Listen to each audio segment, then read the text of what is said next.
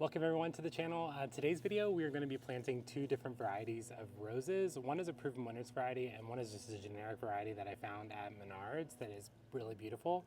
We're also going to be fertilizing all of the roses that I currently have and spraying them for Sawfly larvae. But we are going to get these two beautiful roses in the ground, and I'm going to flip the camera around and tell you a little bit more about them.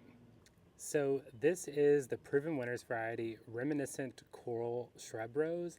I had not seen it before and I found it at a local nursery. It wasn't like a box store or anything. I'm really excited to grow it. It is a shorter rose. It doesn't grow very tall. I believe it's 2.5 to 3 feet tall, or 2 feet tall to 3.5 feet tall and 2 feet wide. It needs full sun. It is hardy to zones 4 through 9. I'm really excited to grow it. I have a couple other proven winner roses. My favorite is the Atlas. The blooms don't last very long on the Atlas rose, but I'm interested to try this selection of roses. I know that they have a white reminiscent rose. I can't remember the name of it, but I'll put it on the screen now if I can find it. I wanted to show you, this bloom is almost spent, but it is a really vibrant pink. I really love the way that they look. I'm excited to get into the ground and try it. Our other rose that we're putting in the ground today is a Princesse Charlene de Monaco. I had not seen this variety before, but the blooms really caught my eye as well as the price. It was only $24.99 at Menards. I don't know if the color is going to show up great because of how sunny it is outside, but it is like this peachy center and this light pink on the outside. I've really never seen a rose like it that wasn't David Austin, so I'm really excited to try it. I'm going to flip this rose around and show you.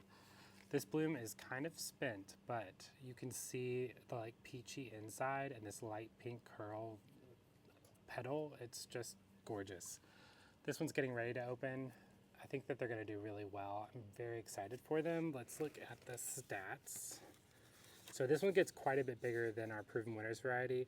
It looks like it gets between 5 feet and 5.5 feet tall and around 2 to 3 feet wide. It is a full sun, as most roses are. I've got a really great spot for it where it can just ramble and I don't have to really cut on it. But let me show you where I'm going to put these. So this is the spot where I want to put the Princesse de Monaco. I think it's going to be really lovely here. On this side of it is a limelight hydrangea, and on this side is an evergreen. This evergreen will get too big for the spot eventually, but we probably have a decade or so with it in this spot. The Princesse de Monaco can get its full height here without me trimming it back, about 5.5 feet, so it will cover all of this. Eventually, the limelight hydrangea will be about 8 feet tall. I think these two will look really beautiful together. Last year I had Prince Tut grasses in here, which is an annual. I just pulled those out. You can kind of see the holes from where those were. Here and here are Daisy May daisies from Proven Winners. I think I originally had 4 in this spot. They were discount plants from Lowe's. Only 2 of them made it back this year, which is a win for me. I might transplant those, but I haven't decided yet. I'll show you further down this line. This is a weeping spruce. I've got 3 more of the limelight hydrangeas, and this here is a black lace elderberry that I thought died last year, but it's coming back with a vengeance, and it looks really good right now. I'm gonna kind of show you it. It will get massive. It will fill in this entire area, which is kind of why I left this area pretty blank. Last year, I used a perennial verbena to fill in some spots. We're kind of waiting on this grass here to break dormancy. I'm kind of worried that I may have lost all 3 of those grasses, but I'm gonna have some faith and give them another couple weeks. Back there is another black lace elderberry and another limelight hydrangea. Here is where the proven winner variety rose is going, that pink color in this kind of rock garden area. I've got Coreopsis here. This here is Russian sage. Sorry, it's focusing on my hand. But this here is Russian sage. There are 3 of them in this bed. Where's the 3rd? Oh, it's on the other side of this arb. This is a weeping Nori spruce. I pulled up, I had 3 of these arborvitaes, which I've shown you in other videos. They were supposed to be a variety that didn't burn in the winter, but these burnt so bad in the winter, I'm pulling them out. I don't love them. I got them online through Proven Winners Direct. They are not my favorite. They look dead. One of my friends said they look like weeds. I'm just ready to get them out of here. I'm sick of looking at them. I know I could shear them back, but if I don't love it, I'm getting rid of them. So I pulled one out that's here, and I'm going ahead and replace it with our Proven Winners variety rose. This is kind of the bed that you see from our kitchen window and when you walk out to the pool area, and I really want it to be This beautiful area that kind of draws you into our backyard that you can see from our door and from the kitchen window. I love this placement. I think it's going to do really well here. It's full sun. This will give it some shade, but not until late afternoon. It will have its 6 hours of full sun here. So I've got both of those roses placed. We are going to go ahead and get those in the ground. I'm going to be using a starter fertilizer on those 2 roses to get them get the roots boosted so that they can grow happy this spring. The other roses that I have been planted for at least 6 or 7 months. So they're gonna get a different kind of fertilizer that I'll show you later in the video. But let's get these 2 roses in the ground.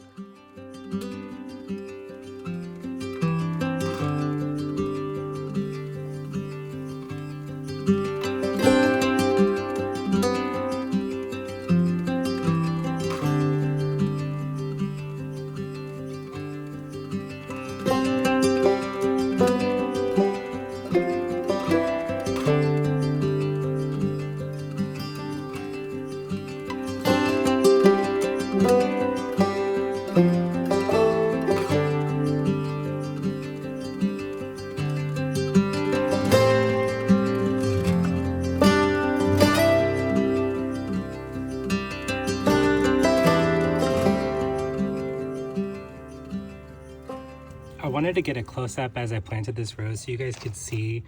You need to plant all the way up to where the rose has been grafted. So this rose has been grafted onto another rose's rootstock. It's a hybrid tea rose, but I wanted to show you, you need to plant soil all the way up to where the new branches are coming out. Your rose will sometimes survive if you don't do that, but it's just going to protect it more in the winter. It's going to make sure that the rose has a really sturdy base, and it just protects the rose. And pretty much all main rose websites will show you how to plant roses. I suggest David Austin's website, but I'm going to plant, I brought in some other soil. I'm going to plant all the way up to here with soil to give this rose a really good start.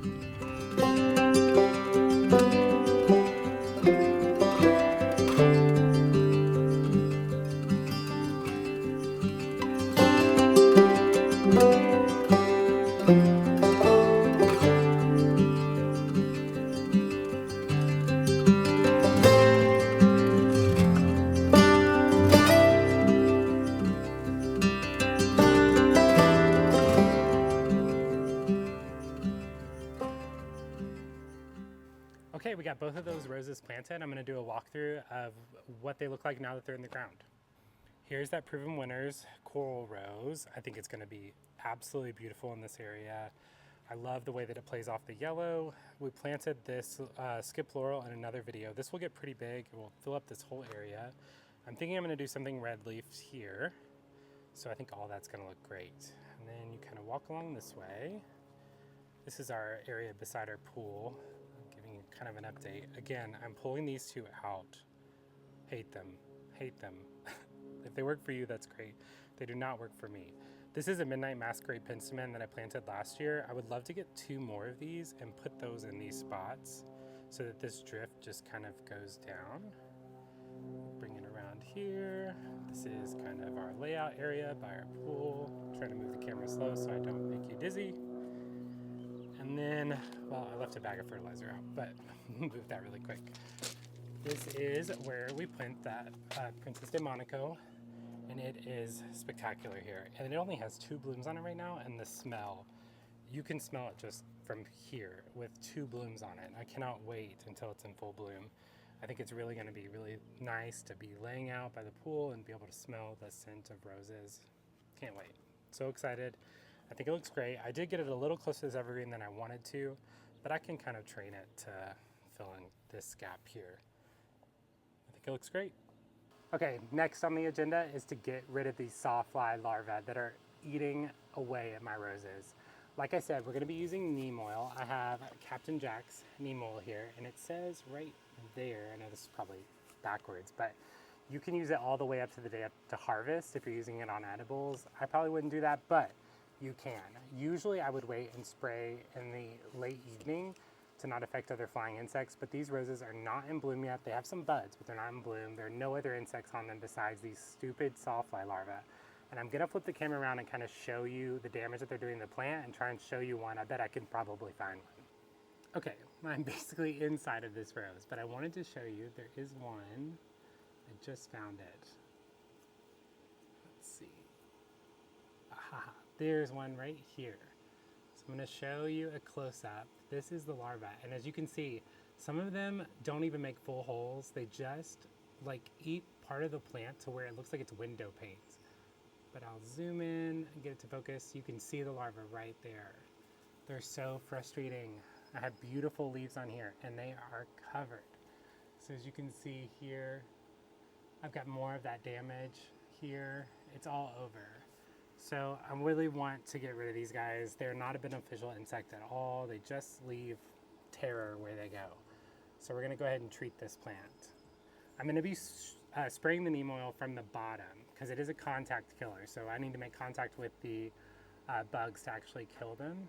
So I'm gonna be spraying up from the bottom and do the best I can to get full coverage on this. And it's probably gonna be one of those things where I have to do it a couple of times to get rid of the infestation.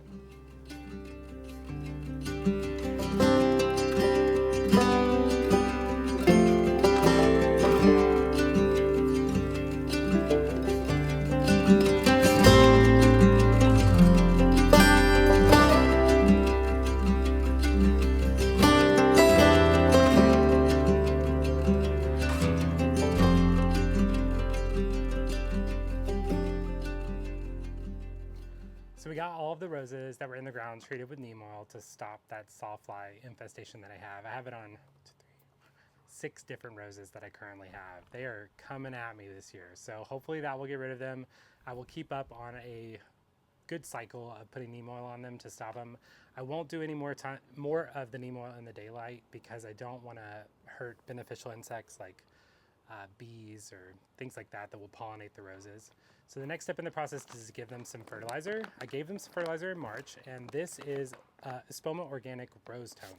And it says to use this once monthly on all of your roses until about mid-September. So that's what we're gonna do. So here we go. We're gonna get all these roses fertilized.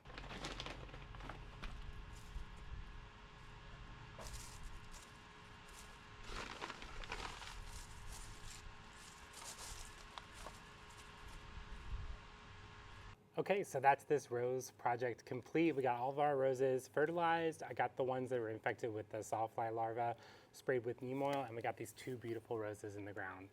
I hope you guys are having a great day, and thanks for joining me on this video, and I'll see you in the next one. Don't forget to subscribe.